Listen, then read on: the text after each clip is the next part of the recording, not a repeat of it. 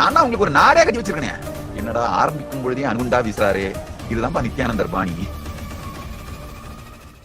இப்ப ஒவ்வொரு தீட்சையும் முழுமையா வாங்கிக்கோங்க. உதாரணத்துக்கு இப்ப காயத்ரி தீட்சை கொடுத்து யஞ்ஞோபவீதம் கொடுப்போம் எல்லாருக்கும். ஐயோ நான் வீட்டுக்கு போனா என்ன யஞ்ஞோபவீதம் போட்டு விட மாட்டாங்க, நான் என்ன பண்றேன்? வீட்டுக்கு போகாதீங்க. யஞ்ஞோபவீதம் போட்டுட்டு சிவபூஜை பண்ண விடலாம். அந்த வீட்டுக்கு ஏன் போறீங்க?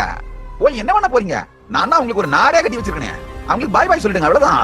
மேன்மைகள் சைவநீதி விளங்குக உலகமெல்லாம் அப்படிங்கிற காரணத்துக்காக தான் இந்த கைலாசம் நாடே பண்ணி வச்சிருக்கேன். ஆன்மீக வாழ்க்கை வாழ முடியலன்னா நீயும் வேணாம், உன் வீடு மட்டும் இல்ல உன் நாடே வேணாண்டா அப்படின்னு துரத்தி விட முடியும்னா அவங்கள வாழ்க்கையில துரத்தி விடு. முடியலன்னா நீ ஓடி வந்துரு, அவ்வளவுதான். என்னடா ஆரம்பிக்கும் பொழுதே அனுகுண்டா வீசுறாரு. இதுதான்ப்பா நித்யானந்தர் பாணி. நம்ம அனுபவியத்தானப்பா நாம உங்களுக்கு சொல்ல முடியும். ஐயா, நெயில் பாலிஷ் பண்றது கத்து கொடுக்குற குரு நான் இல்லைங்க. சும்மா உங்க ஸ்கின்ல அப்படியே ஒரு பவுடர் அடிச்சு ஜிலு ஜிலுன்னு உங்களை வச்சிருக்கிற அந்த மாதிரி குரு நான் கிடையாதுங்க. உங்கள் உயிரை பரமசிவமாக்கும் குரு நான்.